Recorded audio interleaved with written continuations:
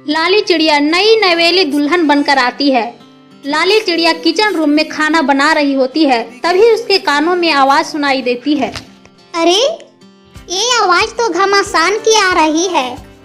ये आवाजें तो मेरी सास, ननद और ससुर जी के आ रहे हैं। न जाने ये आपस में क्यों बहस कर रहे हैं, किसकी बातें चल रही है। अगर मैं निकट जाकर पूरी बातें सुनूंगी तो अच्छा नहीं लगेगा, क्योंकि मैं अभी अभी नई शादी करके आई हूँ।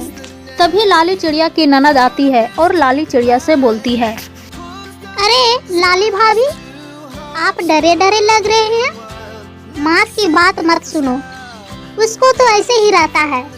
मेरी माँ आपको साड़ी पहनने बोलती है, लेकिन भाभी जी आज तो सब कोई सलवार कुर्ती पहनता है ना, तुम भी पहनो। अगर आपके पास साड़ी नहीं है, आप मायके से साड़ी लेकर नहीं आई हो, तो मैं अपनी सलवार कुर्ती लेकर आती हूँ, उसे पहनिए। पीछे से ही लाली चिड़िया की सासू माँ आ जाती है। हाँ, अपने घर का रीति रिवाज यहाँ चलाना नहीं होगा। मेरा घर में मेरा ही चलेगा। याद रख, ये तेरा ससुराल है, मायके नहीं जो जींस और कुर्ती झाड़ लोगी। ससुराल में 5 गज की साड़ी, ऊपर से सर पर पल्लू ढका जाता है। माँ ने क्या सिखा के चलाया तुमको? लाली चिड़िया के ससुर जी ड्राइंग रूम से जोर जोर से बोल रहे थे। हाँ, आपको क्या है, किचन में साड़ी नहीं संभाल पाएगी, साड़ी में आग लग जाएगी, मर जाएगी। जिसकी बेटी है उसको दुख होगा। आप तो दूसरी बहू ले आइएगा, जेल तो हमको जाना होगा ना, जेल में खिचड़ी खाना तो हमको होगा ना। ऐसे भी मुझे खिचड़ी पसंद नहीं है कि जेल जाने के लिए तैयार रहूंगा।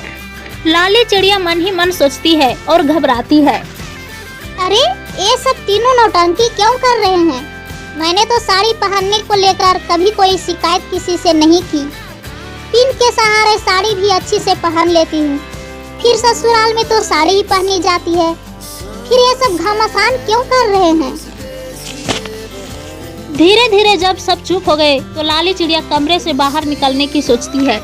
अरे ये आज क्या हो रहा है? मुझे कमरे से बाहर निकलने की हिम्मत नहीं हो रही है। सासू माँ की डर सता रही है। सासू माँ सोचेगी ये सब मेरे ही करतूत है। मैं क्या करूँ? बाहर में सैर करने की मन कर रहा है। लाली चिड़िया अपने कमरे में चुपचाप बैठ गई। इतने में फिर माँ बेटी की आवाज आती है।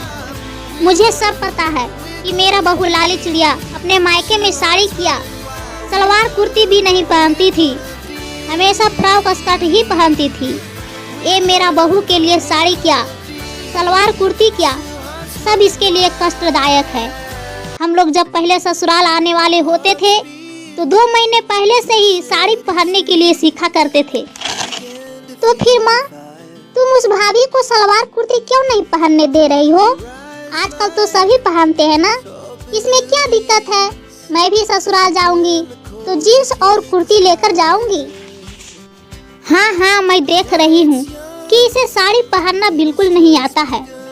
इतने सारे पिन के सहारे साड़ी पहनती है, फिर भी 2 घंटे होते होते इसके शरीर से साड़ी नाच जाती है। साड़ी के प्लेट से बीच से हटकर साइड हो जाता है, मानो धोती पहनी हुई है। हाँ तो माँ, भाभी जी को अपना जींस कुर्ती दे दूँ, पहन लेगी और घर का काम फटाफट कर लेगी।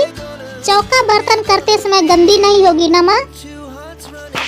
अरे पागल बेटी, मैं साड़ी पहनने के लिए इसलिए कहती हूँ कि किसी भी पार्टी फंक्शन में पहनना चाहेगी तो कैसे पहनेगी? हाथ में साड़ी लेकर किसी के सामने खड़ी हो जाएगी कि हमको पहना दीजिए? अरे अच्छी तरह से सीखी रहेगी, तब ना हर पार्टी फंक्शन को सही तरह से एंजॉय कर पाएगी। तुम ठीक कहती हो माँ, तुम्हारी बातें मुझे समझ में आ गई है कि भाभी को साड़ी पहनने के लिए जोर क्यों देती है। अगर आप साड़ी पहनने की बंदिश हटा देंगी तो उसे अच्छी तरह से साड़ी पहनना कभी नहीं आएगा। सीखेगी तभी तो आएगा ना।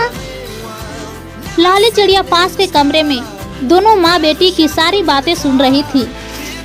अम्मा जी तो ठीक ही कहती है। सभी लोगों को ऐसा लगता है कि सास बेटी और बहू में अंतर करते हैं, पर ऐसा तो नहीं है।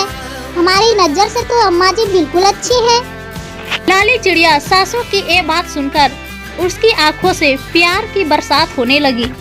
बच्चों, यह कहानी से आपने क्या सीखा?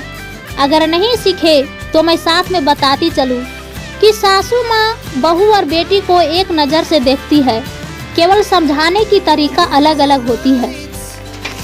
अगर यह कहानी अच्छी लगी तो कमेंट में जरूर लिखें तथा साथ में मेरे चैनल को लाइक एवं सब्सक्राइब जरूर करें।